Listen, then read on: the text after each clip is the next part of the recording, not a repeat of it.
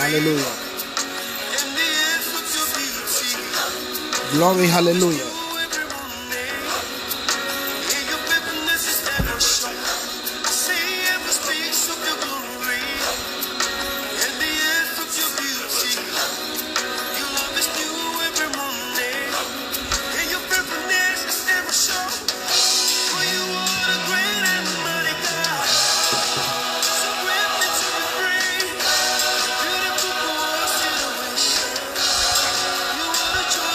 God bless you, Akunana Kelly. God bless you, my brother.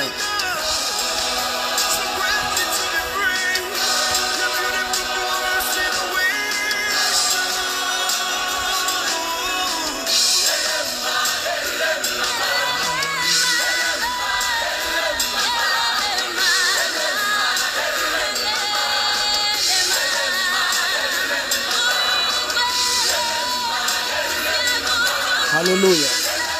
Sona Epale. Roland, God bless you, my brother. Thank you for joining.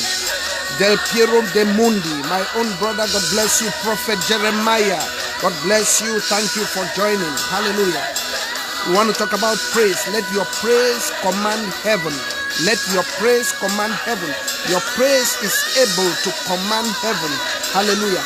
You are able to enter into the heavens and command heaven with your praise.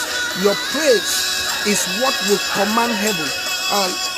On Friday last week, today's Wednesday. On Friday, we talked about Thanksgiving.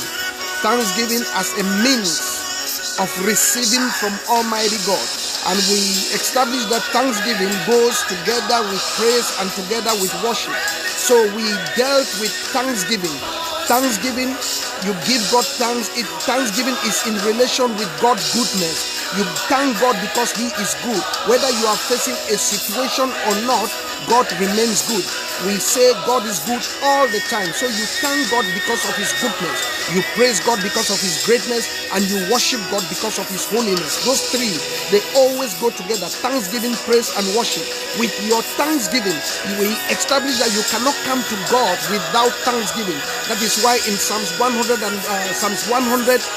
verse 4, it says, enter into His gates with thanksgiving. You come into His gates. You look for an audience with God. You come with thanksgiving in your mouth. No matter what you might be facing, you come with thanksgiving. Thanksgiving should be an attitude. Thanksgiving should be your attitude. Even as worship is an attitude, praise also is an attitude. You don't go to God without thanking Him.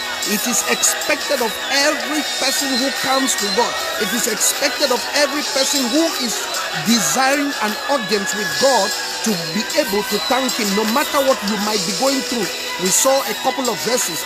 To be precise, we saw verses like 1 Thessalonians chapter 5 verse 18. It says, in everything give thanks, for this is the will of God in Christ Jesus for you. God has hidden His will. It therefore means if you are not thanking God, you are out of the will of God. If you are not thanking God, you are out of His will. So thanksgiving should be in your mouth at all times. Thanksgiving is required of everyone who comes before God, not only children of God. I want to tell you something, that those who have cultivated a character of thanking God have always received from God. Contrary to what they may tell you, they tell you that it is your tithe that can command heaven. It is a lie from the pit. Your tithe does not command heaven. God does not require you to pay tithe like they tell you. It is not scriptural. It is not scriptural. When you ask them to show you the scriptures that requires you that you must pay tithe, they will begin to turn around. They will begin to beat around. Hallelujah. Tithing is good, but it is not a must. Your thanksgiving, it is a must. It is required of you to give thanks. That is why in Psalms 100, we're going to be looking at it briefly today. We're going to touch the thanksgiving area, then we enter into praise immediately. Let me tell you something. Thanksgiving has to be in your mouth. Thanksgiving has to be in your head. Thanksgiving has to be your way of approaching God. It is required of everyone who comes before God. Whether you are a child of God or not, it is required of you. If you want to come before God, you must be able to thank Him. You must be able to thank him. We established last week Friday, and we said that one of the first things that you teach a child is how to give thanks, is how to thank, how to appreciate. Even when you give a child a gift and the child just walks away, we have this tendency of calling them back and say, what is the golden word? What are you supposed to say? Sometimes you seize the thing back from the child's hand and the child will say thank you, because it is something, it's an attitude that we teach them. They grow up with it. And so God expects it of us also. It is required of us to thank God. And with your thanksgiving, you can command heaven.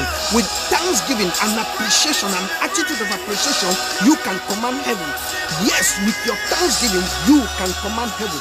Jesus did it many times. Jesus did it in the most difficult of situations. In the most difficult situation, he thanked God. When he wanted to raise Lazarus from the dead, the Bible says he stood at the tomb. He said, Father, I thank you that you have heard me. John chapter 11 verse 41. He said, I know that you always hear me, but I say it for the sake of those standing here, that they may know that you sent me. But it was the thanksgiving. Then in John chapter 6, when he fed the thousands, the 5,000 plus, the Bible said when he took the bread, when he break the bread, he gave thanks. After he break the bread, he gave thanks. Even the Apostle John made reference of it in John chapter 6 verse 23. He made reference of how people ate the bread after the Lord had given thanks. After the Lord had given thanks, your thanksgiving. You see, we have this tendency of making people believe that it is the most difficult things that will make you receive from God. Why? Men of God, they do this for one reason, because they want to go into your pocket. Because listen, when a man of God keeps money on the side, when a man of God keeps financial gain on the side and begin to preach or teach the word of God, things will begin to flow both for him and for those who listen, and for those to whom he is preaching to, or to whom he is teaching. You see, but because of the things that we place there, because of the money issue, I know a lot of them don't like when we say this thing. Do I care? Do I really care whether they like it or not? I'm not here for them. I'm here for God's people. I'm here first for God and then for his people, whom he has sent me to preach the word to. But it is true that not all will want to hear it. So a lot of them don't like when we address this issue, because they put themselves in a web, and so they believe that it is only through your money that they can progress. Well, those are the ones that we call them the went ones. They get up and they go by themselves. They think the ministry, I can make a profit out of ministry. I can make a profit out of this thing. But if God is behind it, you will not care. You will stand and preach and teach what God requires of you, what he has sent you to do. And that's what we are here to do. We are here to tell you the ways to approach God. You approach God first with thanksgiving. Quickly, let's just go to Psalms 100, then I'll pray and we'll begin. Psalms 100. Praise God. Psalms 100. God bless each and every one of you who is just joining us. I see my good friend Joe Fomuso. God bless you. My childhood friend Bonte Irene Longe. Hello Mama. Gwefuni Max. My own little brother. Praise God. I thank God for your life. Marinus Usufo. Evangelist Marinus Usufo. Thank you for joining. Emmanuel Jok Ayok. Thank you, man of God. Thank you for joining. Hallelujah. Please, I want you to follow closely and clearly. Hallelujah. If there is something that you do not understand, just type it on the screen and I will see it, and I will pause. I will address that thing, and then we will continue. Psalms 100 verse 4. It says, enter into his gates with thanksgiving and into his courts with praise. Enter into his gates with thanksgiving. That gate is in plural.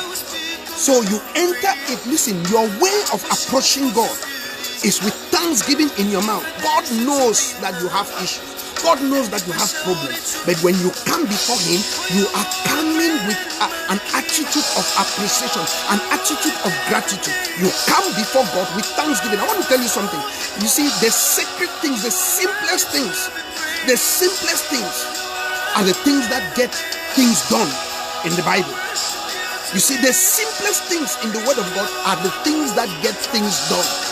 You see, but they have told you that it is the most difficult thing. I don't care if you don't know how to pray. I don't care if you don't know how to fast. Listen, but if you know how to thank God, if you know how to approach God with an attitude of gratitude, I want to tell you something. You are more than them that fast. Because God said something about their fasting. Isaiah chapter 58. They fast. They fast for men to see it. They fast for people to have pity on them.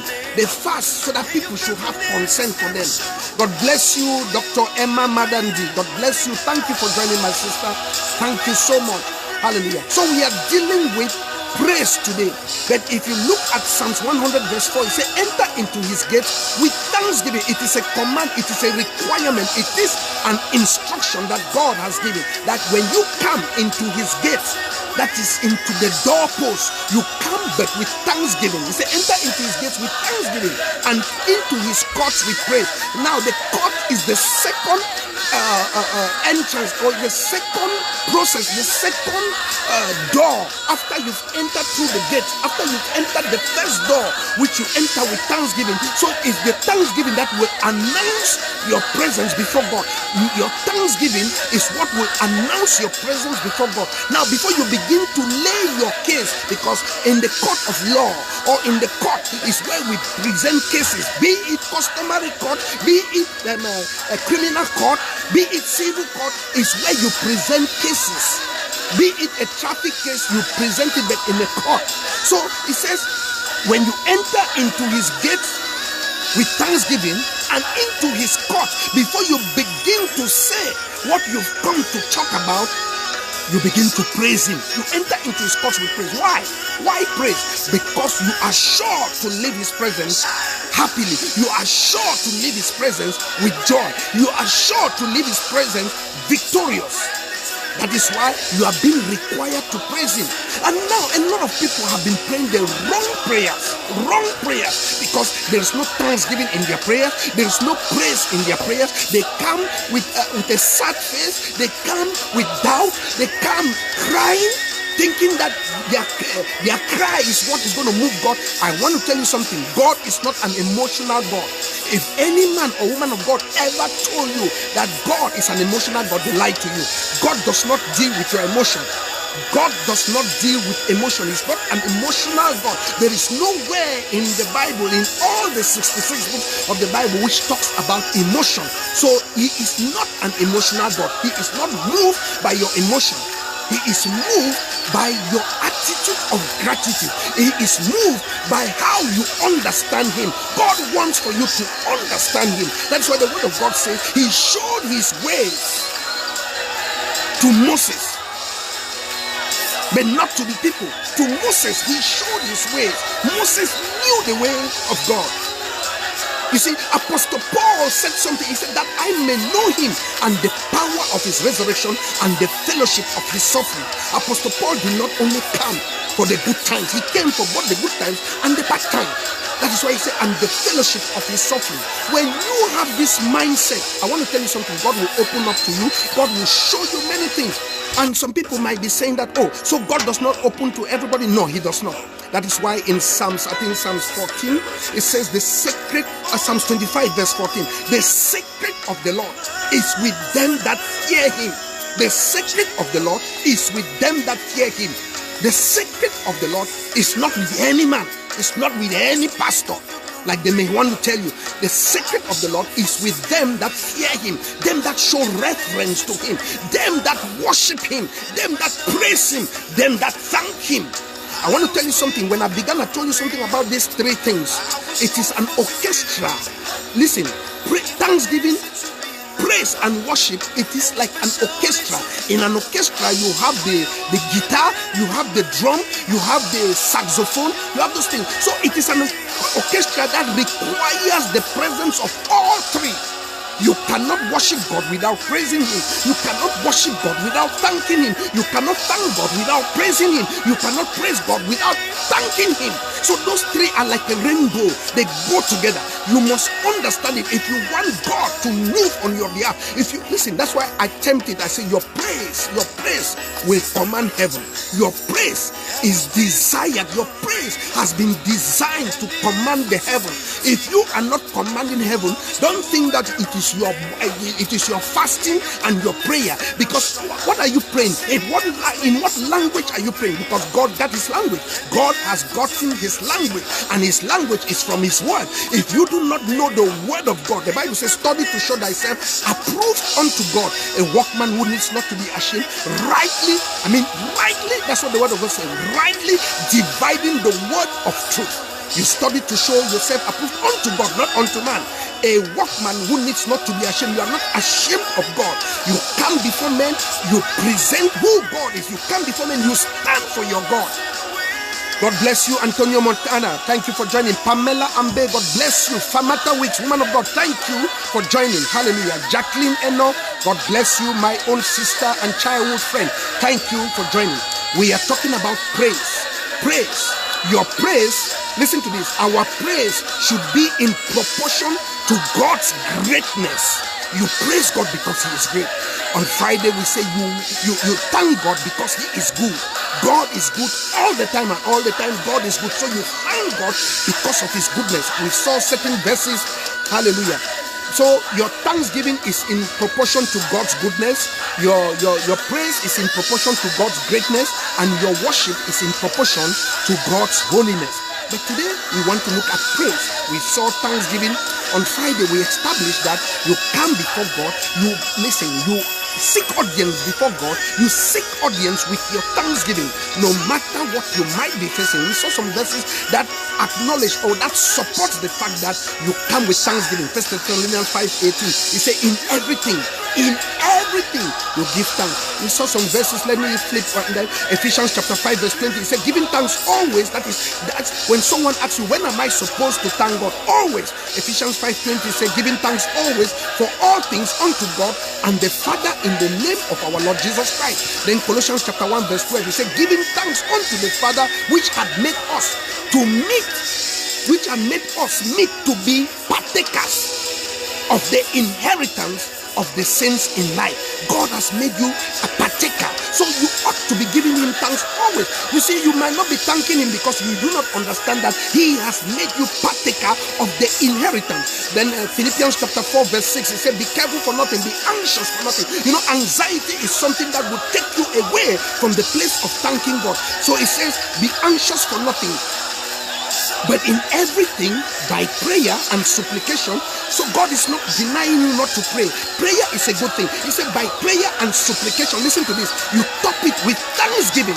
With thanksgiving. So if you pray and you supplicate before God and it is not accompanied with thanksgiving, God will not listen to it. It is a fact. It is an established fact. You can look at Philippians chapter 4 verse 6. He said, with thanksgiving, let your request be made known unto God. Let your request be made known unto God.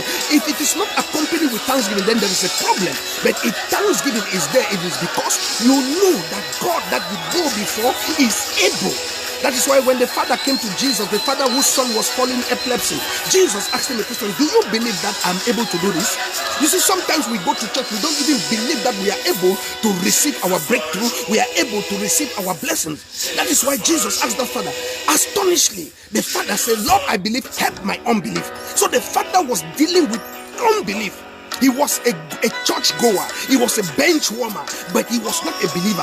It was the father himself who screamed and said, Lord, I believe, help my unbelief. That father was dealing with the issue of unbelief. How many of such people are dealing with unbelief? They go to church, but when it comes to the point, just like the Christians, the early day Christians, they were praying for Peter when Peter was in jail. You know that story in the book of Acts. They were praying. There was a vigil on behalf of Peter, who was in jail, and the angel went and released Peter. Go back and read that story in the book of Acts, in the early chapters. And the angel came and released Peter, and Peter came and was knocking at the door. Then the little girl by name Rhoda, who ran to open the door, she came and saw that it was Peter. She ran back to the congregation that were in prayer and said, it is Peter. What did they say? They said, get out, you are beside yourself. The very person that they were praying for was right there, and they did not believe. You see, those are the little things that you ought to take note of. But when you go to God and you begin to thank Him, before you know it, you will begin to praise God. Father, I thank you Father, I bless your name. I thank you, Father, for this few that you have given to me tonight, that I may minister to them. Father, I pray that as I speak tonight, let me speak with power and with clarity. Let me decrease so that you will increase. Let it be all of you and none of me. Lord, I pray that you will speak to their spirit man. I pray, oh Lord, that you will open the eyes of their understanding. Father, I pray that I will hide behind the veil. Lord, I pray that the Son and the Holy Spirit will go before me and make this message powerful. Lord, I thank you in Jesus' name. Amen. Let me take this opportunity to thank the woman of God, the great woman of God, my own big sister, Dorothy Nanga. Thank you for joining, and I extend my condolence to you, Sister Dorothy. You know that Mama has gone to be with the Lord. She fought a good fight. Those of us who grew up in Limbe, my good friend, your junior brother Eric, we know Mama. I know Mama through Eric, and I thank God for her life. She lived a full life, and I know that if it was not for this coronavirus, we could have been celebrating our life. And I know we're going to do that. We're going to find time and we're going to do that. Thank you, woman of God. Thank you so much. And again, accept my condolence. I will take time to come see you personally. So thank you and God bless you. Be strong in the Lord. You of all, you know this. You are to strengthen the rest of the family. So I thank God for your life, and I thank God that you can be able to come and fellowship with us. Praise God. I'm not going to be too long before God's people. I'm just going to go straight to praise tonight. Praise. You will turn to Psalms 48. We have established in Psalms 100 verse 4 that you enter into his gates with thanksgiving and into his courts with praise. Before you even begin to lay your case before God, you begin to praise him. You should know this. Why do you enter into his gates with thanksgiving and into his courts with praise? He says, be thankful unto him and bless his name. Bless his name. It is an established fact that you ought to bless the name of the Lord. You see, I once said this, that I bless the name of the Lord. A man of God who did not understand that these things are there in the word of God was kind of taken aback that how do you bless God? You and God, who is going to bless you? No, you bless the name of the Lord. You bless the name of the Lord. God too want to enjoy our blessings. Hey, when your parents, they bring you up, there comes a time where you take care of them. They brought you up so that you could take care of them. Your heavenly Father enjoys how you bless his name. He enjoys that you bless his name. By you blessing the name of the Lord, you understand who God is. You understand who indeed your God is. So that's why you bless the name of the Lord. You bless his name for the sake of others. You bless his name for what he has done. You bless his name for what he is doing. And you bless his name for what he is yet to do. You bless his name. Make it an attitude. Make it a habit. Make it your character to bless the name of the Lord. When you begin to bless his name, somebody might not understand what you're doing, but I want to tell you, be rest assured that God will reveal what you're doing. So it says, and in the next verse, in verse 5 of Psalm 100, it said, for the Lord is good. You are entering his gates with thanksgiving. You are entering his courts with praise. You are blessing his name because he is good. The reasons for these things, you find the reasons in verse 5. He said, for the Lord is good. His mercy is everlasting. His mercy is everlasting. This is, I was saying this, I was telling our congregation on Sunday, I said, one of the reasons that God's wrath was arose against Job's friends was because they did not speak well of God. And what did they not speak about God? They did not speak, or they never said anything concerning the mercy of God. They spoke of the judgment of God.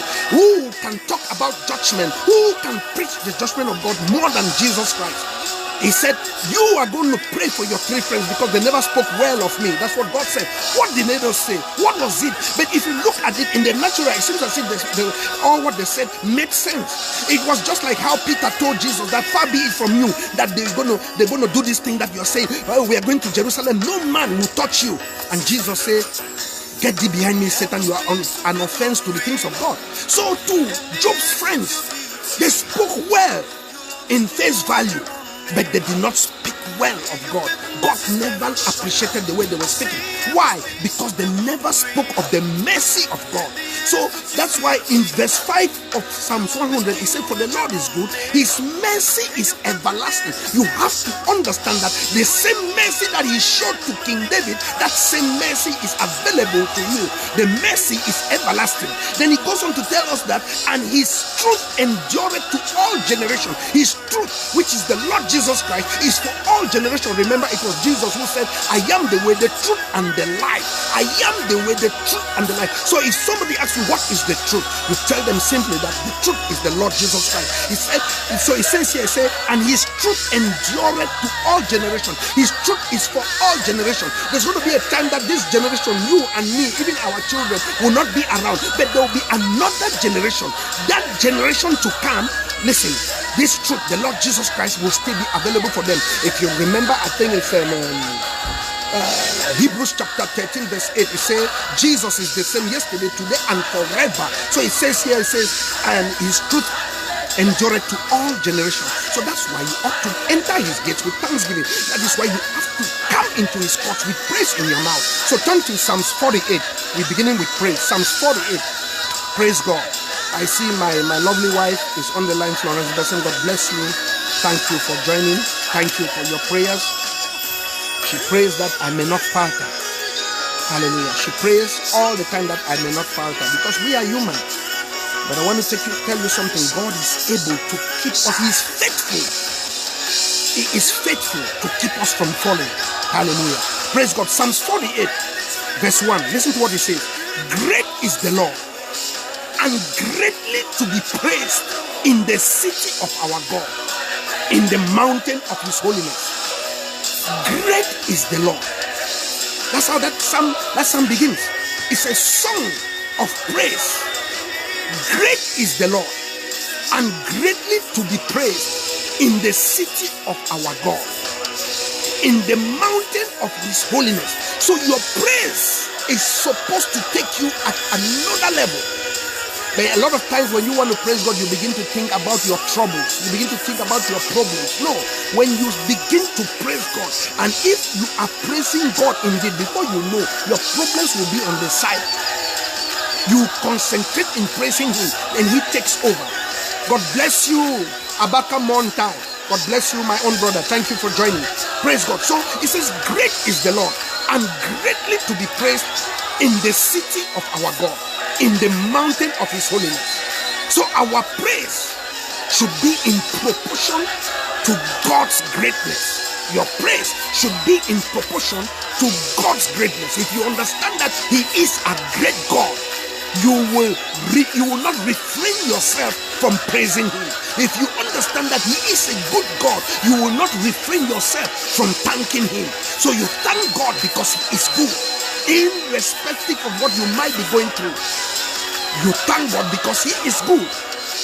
You praise God because he is great.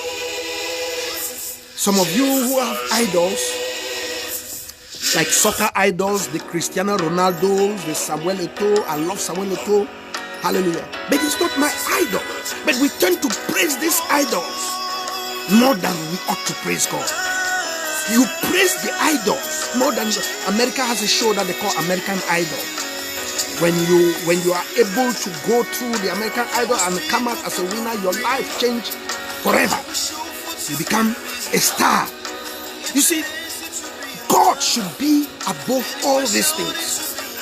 God should be above all these things. Above all these things. So you ought to praise God. Isaiah chapter 60 verse 18. This is referring to the city of God. Listen to this. He said, violence shall no more be heard in thy land, wasting nor destruction within thy borders. But thou shalt call thy walls salvation. That is where God is. The walls around God. Not that he is restricted. No, but his surrounding is called salvation. He said, thy walls, salvation, and thy gates, praise. You see, praise. Isaiah chapter 60 verse 18. Let me take that again. He said, violence shall no more be heard in thy land. We are referring to the city of God.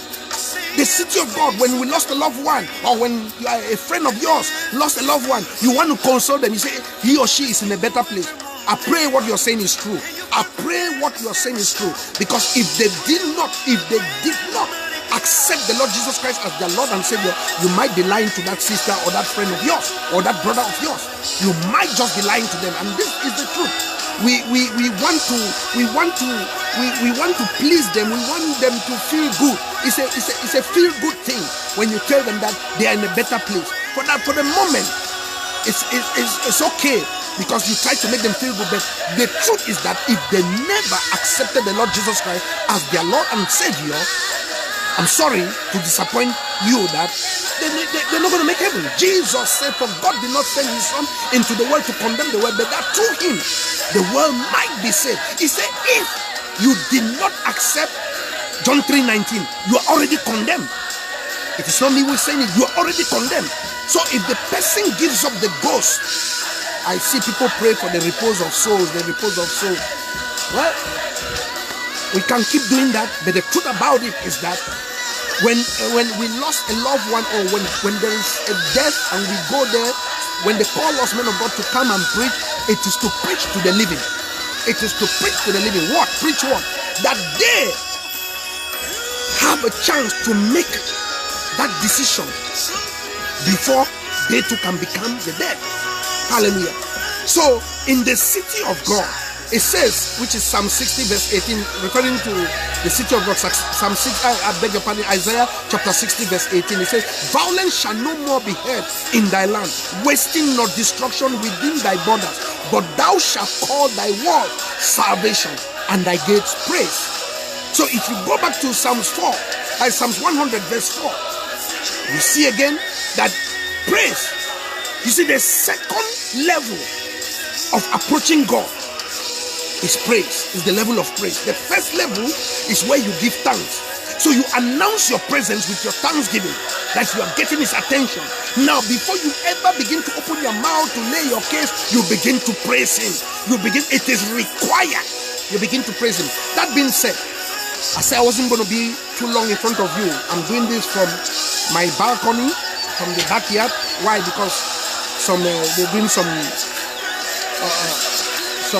reconstruction in my office upstairs, so I decided to do this outside. I like the view, hallelujah, and I know you like it too. So in order not to hold you for too long, we are going to look at seven scriptural facts, seven facts which are scriptural about praise. Seven. Jojo Kome, God bless you, my brother. Thank you for joining. Fam Tosam Mokong Metre, thank you for joining. God bless you. Opops Fem, God bless you. I call by the name. You see, some of these people, I call you by the name that I see on the screen. Some of these people are people that I know very well, but that's the name that I see, and I cannot see the picture, so I call you by the name that I see. Please don't be offended. I call by the name that I see. Thank you all for joining. Hallelujah. So we are talking about praise. So we are going to be looking at 7 scriptural facts about praise. The first fact about praise is that God sits on our praises. God is sitting on our praises. When the praises come, he sits on them. If God is sitting on your praise, oh glory. If God is sitting on your praise. James Nana, God bless you, my brother. I am going to call you James immediately after this, I promise. So when your praise comes to God, he sits on them. If God can sit on your praise, then you got to know that God has you in mind. Praise God. Psalms 22 verse 3. Let's look at what he says. But thou art holy.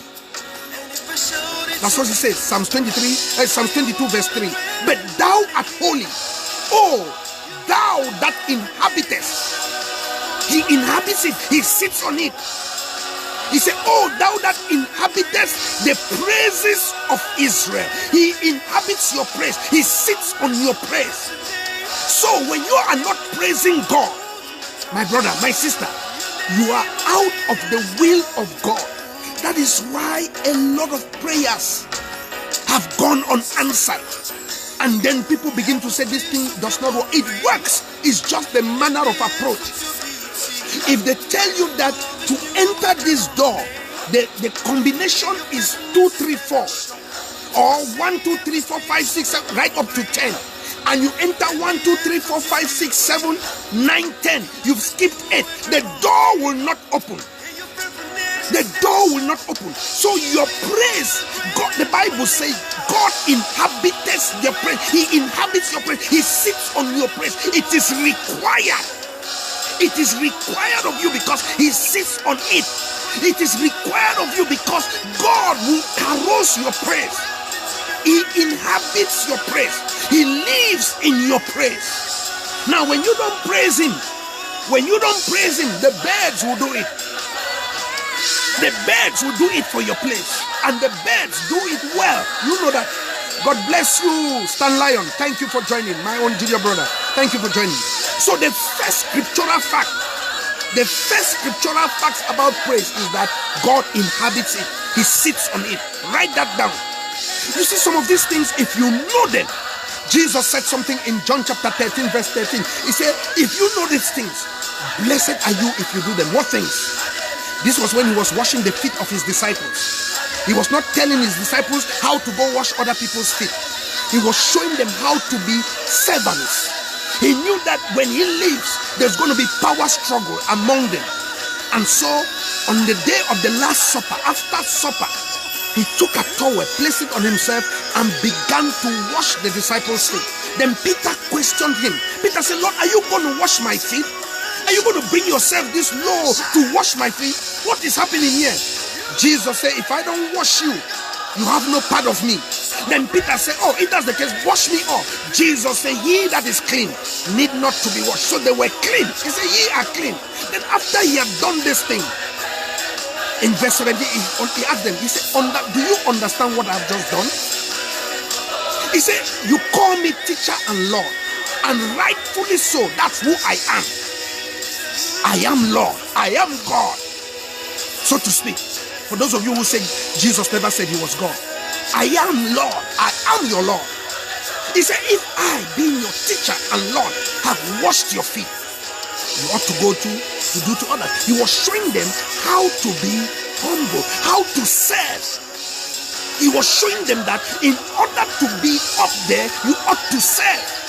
As a child of God, as a man of God, as a servant of God, I ought to serve God's people by bringing them the word and bringing it without stressing them, without causing them pain. The word is not to cause pain. The word, though the word is there to reprove, to correct, but my job is to bring the word, not to sugarcoat, but to bring it. You might not like it, but the word is what it is. There is no private interpretation of the word. So you have to understand, number one, that God inhabits your praise. He sits on your praise. You ought to know this. When you know this, you will not refrain from praising God. You will not sit quiet when you are in the presence of God's children. You will not sit quiet when you are in the congregation. You will begin to praise Him. It will not matter if your neighbor is praising Him, but you will be praising Him, and you will be praising Him well.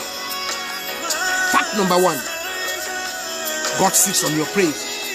Psalms 22 verse 3. Fact number two, when we praise God, we triumph. You say, man of God, yes, when you praise God, you are setting yourself up for victory. Psalms 106 verse 4.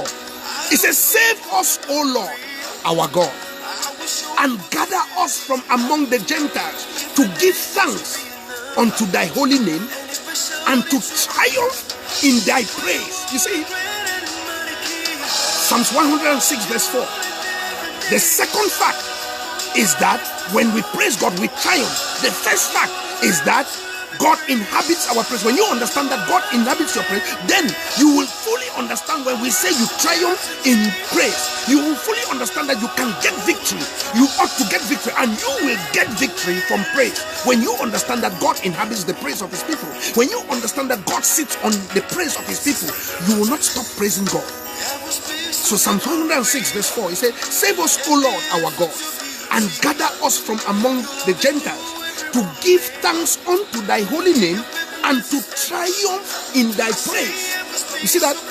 To triumph in their praise. That is, you are celebrating an already won battle.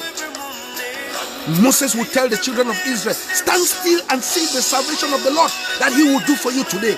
Exodus 14:40. He said, for the Egyptians you see today, you shall see forever no more. That is a man who is speaking with confidence. Now, when you begin to praise God, you will begin to speak in confidence. When you begin to praise God, it doesn't matter what society says. Let me tell you something. Society has been saying things about me and my family. But you know what? We have been triumphing before their very eyes. Why? Because thanksgiving is in my mouth, praise is in my mouth, and I'm commanding heaven. I'm commanding heaven. And it will not stop. When you know it, it is a never-ending process until you go to be with the Lord. So you celebrate an already won victory. You triumph in His praise. After you understand that He inhabits our praises. After you understand that He sits on our praises. Fact number three. In your time of mourning, in your time of a great loss. I don't know if the woman of God is still here. Sister Dorothy Nanga, in the time like this, she was the one who called me immediately when they announced the death of my junior sister back in 2018, December 2018. Sister Dorothy called me and she did something. She edified, she exalted the Lord, and then she placed me. She said, "You of all know." Then she told me, she said, "Begin to praise God." I mean, she was really touched. You know, my sister was a very pretty girl, and so it touched everybody who saw it, who saw her picture was touched. Some were touched in the natural, some were touched in the spiritual realm, some were touched and were like, what is happening? Until one man of God said he wants to pray to my family for untimely death. I said, girl will be dying at 45, and that's our last born, and you're talking about untimely death? And I told the man of God, I said, get it right. The Lord giveth, the Lord taketh, blessed be the name of the Lord. Hallelujah. You see, some people will try to exploit your ignorance in the time of loss. God bless you, Mary Beasley. Thank you for joining. So in your time of mourning, it is required of you to praise God. You understand that God inhabits your praise, that God sits on your praise. Point number one. Point number two, you understand that you get victory by praising God.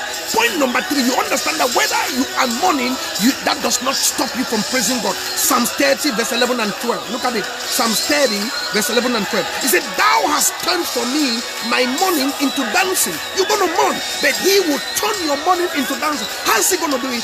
Not that He's going to raise that person who passed away. He's going to give you the strength to go through it. Because let me tell you something, the word of God says it is appointed unto man once to die, after which there is judgment. Everybody in the face of the earth, even me speaking here, we have a death of death. When you are born, when a child is born, as the world is celebrating that child's birth and they are signing the child's birth certificate, God is signing the death certificate. That's why the Bible says He deals with us from the end to the beginning.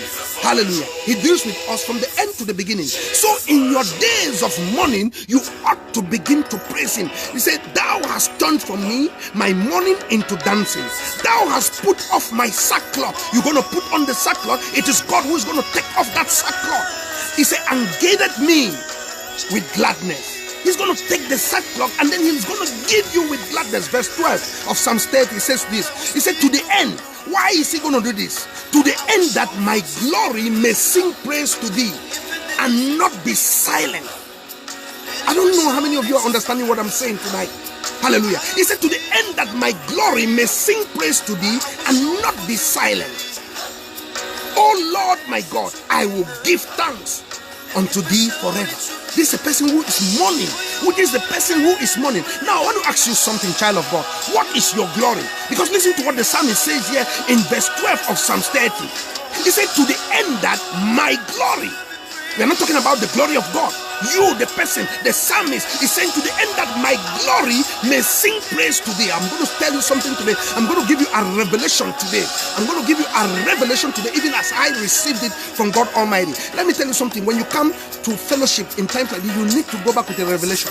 Enough of man of God locate me. They've been locating you, and nothing. You see, when you begin to say, man of God locate me, you are setting yourself up, especially if it is those ones, those thieves, those armed robbers, if it is those ravenous wolves, you are setting yourself up for them to tear you to pieces you. That's when they come up with this type thing. That's when they come up with this seed sowing thing. Hallelujah. So do not set yourself up like that. Let the word of God locate you. Stop saying, man of God, locate me. Man of God has been sent to preach the word of God. He has not been sent, and they keep doing it. They come, hey, I see in the realm of the spirit, Mildred Eden. I see in the realm of the no. That is trash.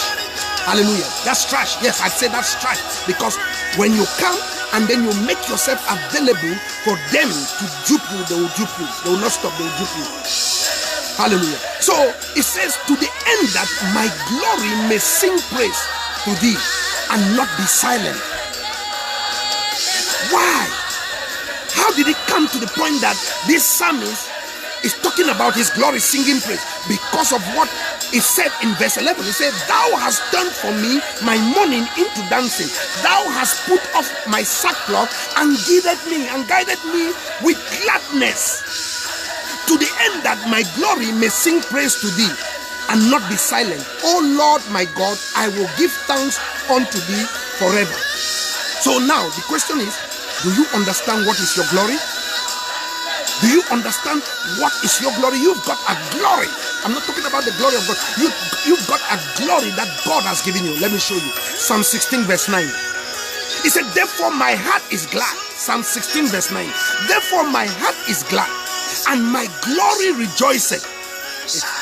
Hear that again? Psalm 30 verse 12. It says, to the end that my glory may sing praise to thee. Now I ask you, what is your glory? What is the glory that this psalmist is referring to? What is the glory that the word of God, what is your glory that the word of God is referring to? I'll show you. You've come for revelation. You ought to receive revelation. Hallelujah. He said, Psalm 16 verse 9. He said, therefore my heart is glad, and my glory rejoiceth. My flesh also shall rest in hope. My flesh shall rest in hope. If you go to Acts chapter 2 verse 26, we don't need to go there. Peter, the apostle Peter, he quoted Psalm 16 verse 9. This Psalm 16 that I just read, Peter quoted it. In that Acts chapter 2 verse 26, he explained what is our glory. Let me say it. He said, yeah, Peter is quoting Psalm 16 verse 9. Listen to what Peter said. He said, therefore did my heart rejoice, and my tongue was glad. So your glory that God has given you is your tongue. What are you using your tongue for? To insult people. What are you using your tongue for? To gossip about others. What are you using your tongue for? To sell your friends, or to sell those you grew up with to gossipers for chicken change for $100, right? What are you using your tongue for? What have you been using your tongue for? What have you been using your tongue, the tongue that gave you, that God gave you? What have you been using it for? Yeah, Peter the apostle is referring to Psalm 16 verse 9. In Psalm 16 verse 9, the psalmist said, therefore my heart is glad, and my glory rejoiceth. My flesh also shall rest in hope. In Acts chapter 2, Peter is referring to Psalm 16 verse 9, and in Acts chapter 2, Peter clearly gives us the meaning of that glory, which is your tongue. Yeah, Peter said, therefore did my heart rejoice, and my tongue was glad. My tongue was glad. Moreover also my flesh shall rest in hope. It is your glory when you use it to praise God. Your tongue is your glory when you use it to praise God. So anytime you begin to praise God, let me tell you something. Anytime you begin to praise God, your tongue becomes your glory. Anytime you're using the tongue for any other thing that is not godly, be rest assured that you're not glorifying God, and be rest assured that the Lord is not pleased with you. He has given you tongue to speak. He has given you tongue first to praise Him, and that's why it is called your glory. Now let's go to the fourth point. So we've talked about mourning. You understand, number one, that God inhabits your praise. He sits on your praise. You understand, number two, that in your praise will bring about triumph. It will bring about victory. When you begin to praise God, you are customizing yourself. You're customizing yourself with victory. I will not even go back to the Old Testament when Jehoshaphat and all Judah, they set to praise God. I will not even go back when in the walls of Jericho, was there any battle? Was there any fight? No, they shouted, they praised God, and the walls came tumbling. So praise is something that will move God. Praise will move God. Your prayer does not move God if it is not accompanied with thanksgiving and praise. Hallelujah. So the fourth point, listen to this. The fourth point, he said, to give beauty for ashes. Isaiah chapter 61 verse 3. Here God is making an exchange. God is exchanging your garment. You see, in the New Testament, I think that's in the book of Mark, I think the 10th chapter of Mark, when the blind Bartimaeus, when he saw the Lord Jesus Christ, and he began to call out, when he heard, he did not see, he was blind, and he heard footsteps, a lot of footsteps, and nothing was falling in his plate. He was a beggar, the beggar, blind Bartimaeus, who sat by the roadside. The Bible says, when he tried to inquire what was going on, all these footsteps, they say, it is the Lord, it is Jesus who is passing by. And then he began to shout, thou son of David, have mercy on me. Have mercy on me. The Bible says Jesus, when some people try to shut him, they try to quiet him, and he shouted the great deal. He shouted the more until he got the Lord's attention. And then the Bible says Jesus stood still on his track and commanded blind Bartimaeus to be brought to him. You know what? The people who were trying to shut him, they say, hey, be of good cheer. The master has need for you. The master wants you. The Bible says he did something. He threw away his garment, because he knew that he's meeting Jesus, standing before Jesus, he will not be needing that garment, the garment that identified him as a blind man. He threw away his garment. The Bible said, throwing away his garment, he ran to Jesus. You see, these are small things that people might not take note of. That he threw away his garment. Why? Because he knew that he was standing before Jesus. He was going to be putting on the garment of praise. He was going to put on another garment, not the garment that identified him as a blind man. So here in Isaiah chapter 61 verse 3, he said, to give beauty for ashes, the oil of joy for mourning, the garment of praise for the spirit of heaviness.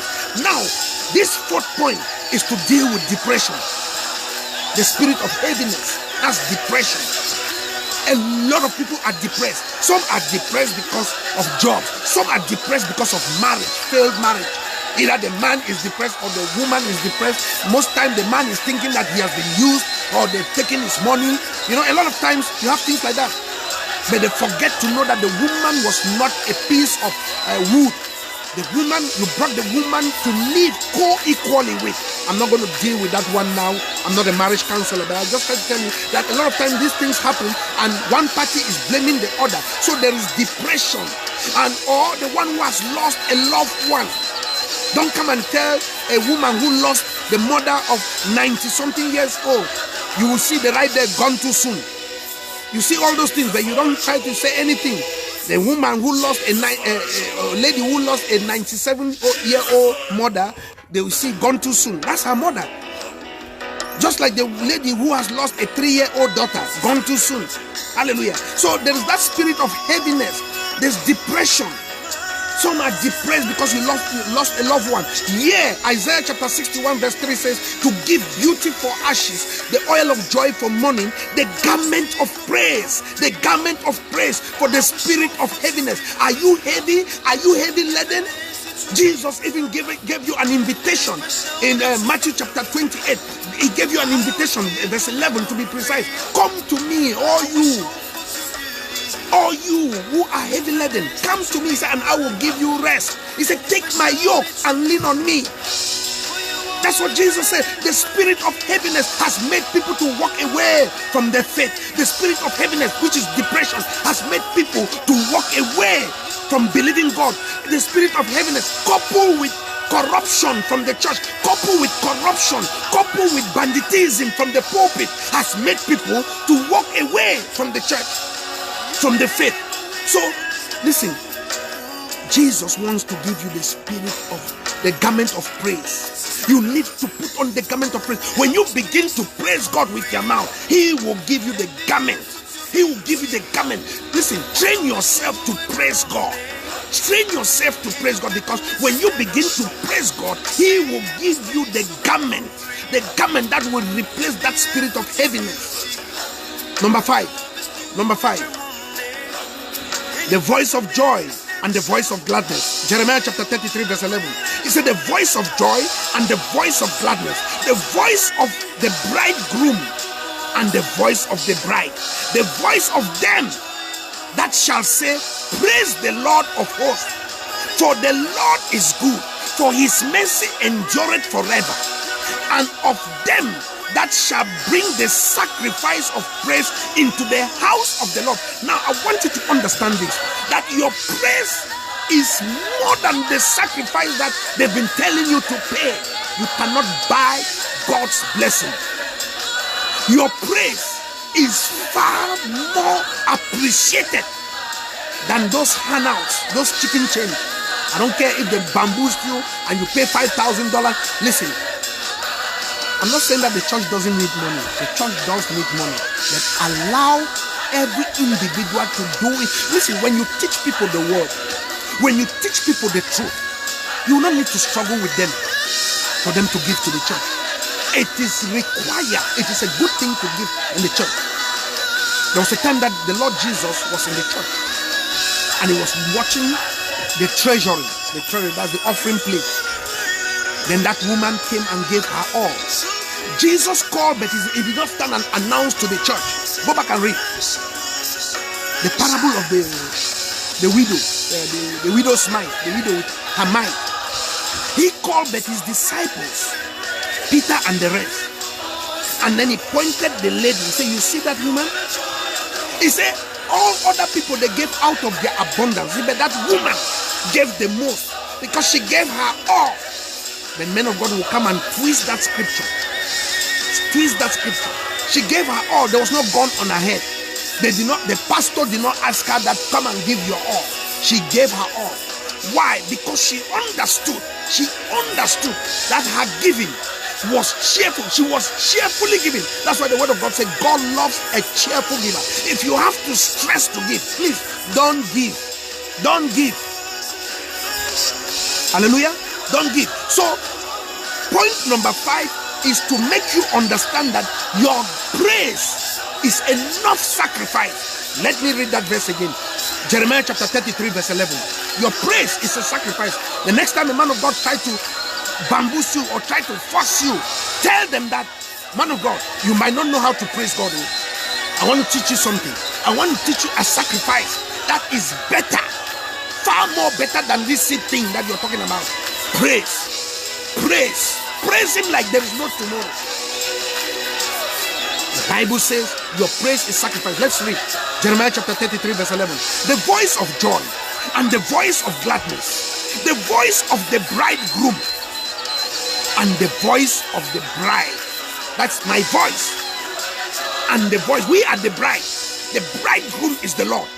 So his voice meets our voice. Our voice of praise meets his voice. It meets his voice. What voice? His voice of meeting our demands, meeting our desires, meeting our needs, listen, when God asked Solomon that, what do you want me to do for you? When Solomon began to speak and say, I want wisdom to rule this great people of yours, he did not minimize the people. He did not talk low of the people. He said, to rule this great people of yours that you've given me. God said, I know you. I know your heart. I know what you want. You need money. You need wealth. He said, since you did not ask it, the fact that Solomon never asked it does not mean it was not in his heart. God was telling Solomon God was giving Solomon what was in Solomon's heart. Although Solomon had asked for wisdom. And so God said, that wisdom I'll give you. You will have wisdom that no man before you had, no man after you. He said, and the wealth that you never asked and that was in your heart, just like any other man, I will give you also. No man before you, no man after you. You see, that's how God operates. So here it says, the voice of joy and the voice of gladness, the voice of the bridegroom and the voice of the bride, the voice of them that shall say, praise the Lord of hosts. You know what the Lord of hosts means? That's the God who will fight for you. If you can say, praise the Lord of hosts, for the Lord is good, because he is good, whether you say it or not, he is good. For his mercy endureth forever. His mercy is forever. Then listen to this and listen carefully. He said, and of them that shall bring the sacrifice of praise into the house of the Lord. You see, for of them that shall bring the sacrifice of praise, God requires your praise more than your arms. God bless you, Dr. Wasa Efimba. Thank you for joining. That's my classmate and childhood friend. God bless you, my sister Aletia Williams. Small mommy, God bless you. Thank you also for joining. So listen, praise should be in your mouth. Praise should be your sacrifice. The next time they're trying to tell you that things have not been working for you because you've not been paying or because you've not sown seed, when they come and see my video, they are so angry. They are so angry. Why is he talking like that? Why is he talking like that? Let him start a church and let's see. What about church? You are the church. I'm speaking to God's church right now. You are the church. Hallelujah. So the next time they tell you that, tell them, the man of God, I have something for you. I want to teach you something. You see, we learn. Study to show thyself approved unto God. A workman who needs not to be ashamed, rightly dividing the word of truth. Say, man of God, I have something better in my help you. It's going to help you. Have you thought about praise? Have you taught the congregation about praising God? Because the word of God says our praise is our sacrifice. And then refer them to Jeremiah chapter 33, verse 11. Don't forget that verse. Refer them to this verse. Your praise is your sacrifice. Your praise is your sacrifice. Remember, what does the word say? Obedience is better than sacrifice. Obedience is better than sacrifice. The bulls that you kill, you know, they do these things because they have the means. So the person who does not have the means will not make heaven, or God is not going to bless them. Your sacrifice is your praise, or your praise is your sacrifice. God requires it. Hebrews chapter 13 verse 15 and 16. Listen to this. He said, therefore by him let us offer the sacrifice of praise continually.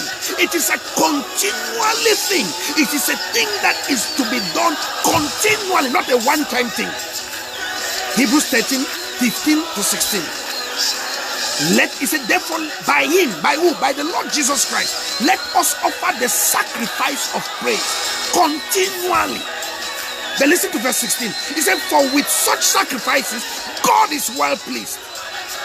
You ought to know these verses to back yourself up, because if you don't, let me tell you something. Medicine people have studied the word of God and they come now with white collar on their black shirt, and you are there. I receive. Medicine people, soothsayers, sorcerers have studied the word of God not for the benefit of God's people, but how to trick God's people. They've studied the word, how to work out things for themselves. They are like Simon the sorcerer. Simon the sorcerer is in Acts chapter 8. The Bible says Simon the sorcerer, when he heard, he believed like others, but he was an unbelieving believer. How many unbelieving believers, how many unbelieving pastors are roaming the streets, are behind the pulpit? A lot of them. And if you go back in Acts chapter 8, the Bible says Simon the sorcerer had put fear in the hearts of the people of Samaria. In Acts chapter 8 verse 10, he said, but there was a certain man called, Acts chapter 8 verse 9, but there was a certain man called Simon, which before time in the same city used sorcery and bewitched the people of Samaria, giving out that himself was some great one. Listen to this, verse 10. To whom they all, the people of Samaria, to whom they all gave heed, from the least to the greatest, saying, this is what the people said, this man is the great power of God. That's what they said. A sorcerer who had bewitched the city. The whole city from the least to the greatest. And you have men of God like that. They fly here.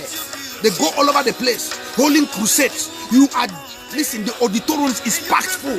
They're doing magic. They're doing magics. And when you want to talk, because you don't want to study the word, you don't want to see what God himself is saying to you, you say, man of God, what are you talking? You are jealous of him. No, don't tell me, hey, he did that woman walked. They will to perform. But if you study the word, Jesus said, you shall know them by their fruits. Because after they do that, they stand and they say, I want 100 people to agree with me with $1,000. See, people are jamming. Sometimes they stage. The other day, I saw a woman in Nigeria who was moving from one man of God to another with an arm that they say they're doing miracles to the arm. You saw it and I saw it on this Facebook. It's a staging thing. If you are willing to stage, they take you to get their name. Simon the sorcerer was such. They said, to whom they all gave heed, from the least to the greatest, saying, this is a great power. This is the great power of God. And to him they had regard, because that of a long time he had bewitched them with sorceries. They had great regard, great respect for him. But when they believed, when the people of Samaria believed the apostles, they believed Philip. Listen to what he says. He said, but when they believed Philip preaching the things concerning the kingdom of God and the name of Jesus Christ, they were baptized, both men and women. Listen to verse 13 of Acts chapter 8. He said, then Simon himself believed also, and when he was baptized, he continued with Philip and wondered, beholding the miracles and signs which were done. He believed, but in the miracles. He believed in the miracles, not in the master. Because somewhere, if you go down to verse 18, listen to what Simon is going to say. He said, and when Simon saw that through laying on of the apostles' hands, the Holy Ghost was given, he offered them money. He tried to give them money. He tried to give the apostles money. And listen to what he says, saying, give me also this power, that on whomsoever I lay hands, he may receive the Holy Ghost. You know what the man of God today will do?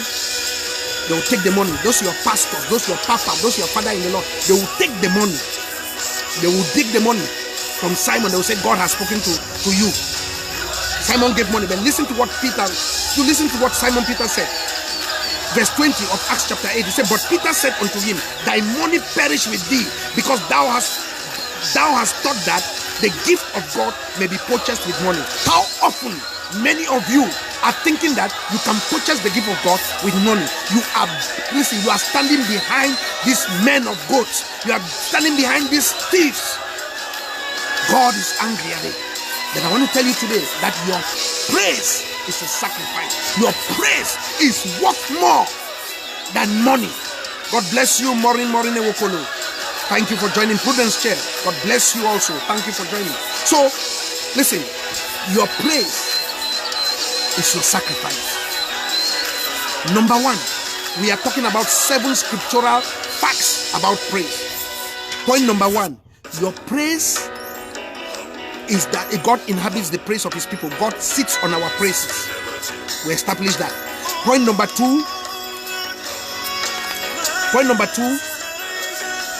you get triumph, you get victory with your praise. When you begin to praise God, you have set yourself up for victory. You know the story of the wall of Jericho. You know the story of the people of Judah. They never fought a single battle. Hallelujah. Then point number 3, when you are in mourning, you praise God.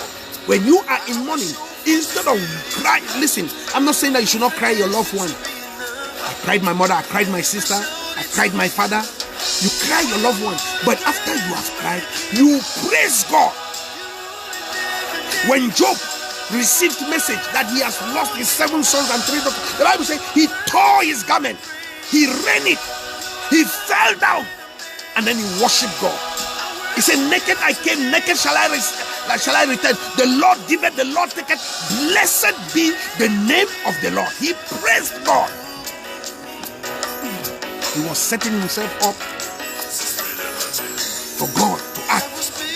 So point number 1, you know that God sits on your praises. We talked about that. We looked at this verse, Psalms 22 verse 3. God sits on your praise. He inhabits the praise of his people. Then Psalms 106 verse 4, it talks about your victory when you praise God. Psalms 30 verse 11 and 12, it talks about when you are in mourning. We went down to Psalm 16 verse 9, it talks about your glory, and your glory is your tongue. We see that as Peter will further explain it in Acts chapter 2 verse 26. Your glory is your tongue. Your tongue, you use it to praise God. When you praise God, you are using your glory. Then, God bless you, Ngo Austin. God bless you. Thank you for joining. Makita, God bless you, Makita. Hallelujah. Then Isaiah chapter 61 verse 3, we talked about the spirit of depression, which is the spirit of heaviness. When you are depressed, you don't even feel like worshiping, you don't even feel like going to church, you don't even feel like doing anything.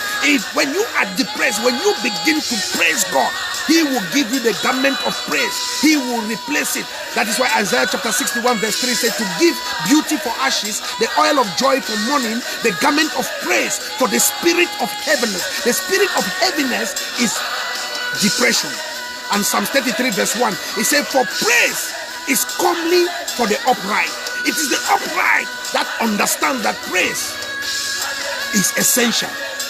Then Jeremiah chapter 33 verse 11, that talks about the bridegroom who is God Almighty, or the Lord Jesus Christ, and then we are the bride. We are the bride.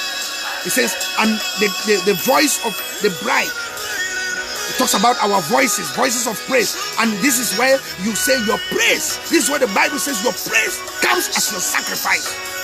And then Hebrews chapter 13 verse 16 and verse 15 and 16. He said, therefore by Him let us offer the sacrifice of praise continually. Verse 16 said, for with such sacrifices God is well pleased. He is well pleased with your praise. God is well pleased with your praise. But you know what they will tell you? That God is well pleased. God is well pleased when you sow a good seed. No, they just took you. They just robbed you out of your hard-earned money. Hallelujah. Then Psalms 8 verse 2. Psalms 8 verse 2. It said, out of the mouth of babes and sucklings hast thou ordained strength because of thine enemies. You see, praise is what will set God up against your enemies. In Matthew chapter 21 verse 15 and 16, the Lord Jesus Christ gave reference to this Psalms 8 verse 2. When they were praising Jesus, and the chief priest, they said, oh, he should stop it. Do you hear that? He said, haven't you heard that out of the mouth of babes hast thou perfected praise? He has ordained strength, which is praise. Your enemies, when they come against you, listen, some of us have been trying to fight our enemies. Oh, you talk for Uso, an eye for an eye, a tooth for a tooth. You are taking matters into your hands. But when you begin to praise God, listen, you are looking at a man who has tried these things. I live in them. You may be seeing me in the outside like this. Listen, I live in the praise. I know how to praise my God. I know how to thank Him. I know where I'm coming from. I know where He picked me from. You see, I know how to thank Him. I know what it means when I do not thank God. I know what it means. You see, thank you, Lord, has been my language. It is in my mouth. God bless you. I hope somebody has received it today, because today is Wednesday. On Friday, we're going to be looking at the last one, which is worship. We've looked at thanksgiving, we've looked at praise, and we're going to look at worship. That is the level. That is another level. Let me tell you something with worship. I wrote something about worship here.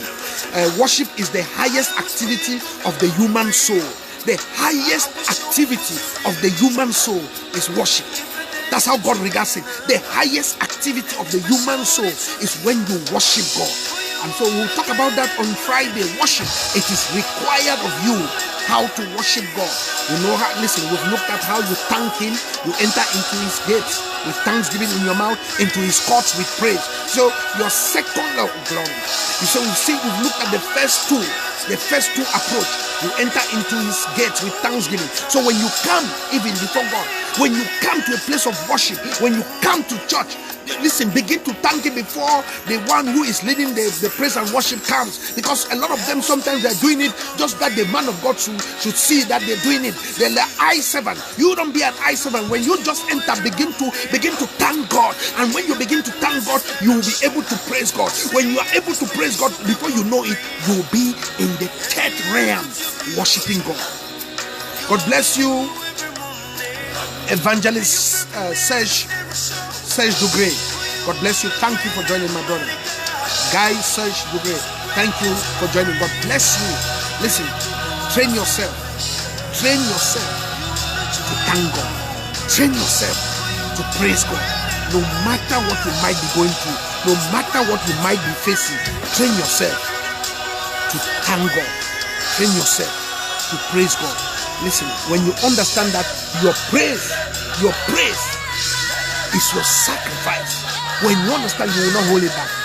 You will not hold it back. You have it with you. God has given you. God has given you what it takes to command heaven. God has given you what it takes, oh glory, to command heaven. Praise, thanksgiving. We'll be looking at worship on Friday. I know somebody has received it today. Father, I thank you. I've given your people what you gave me.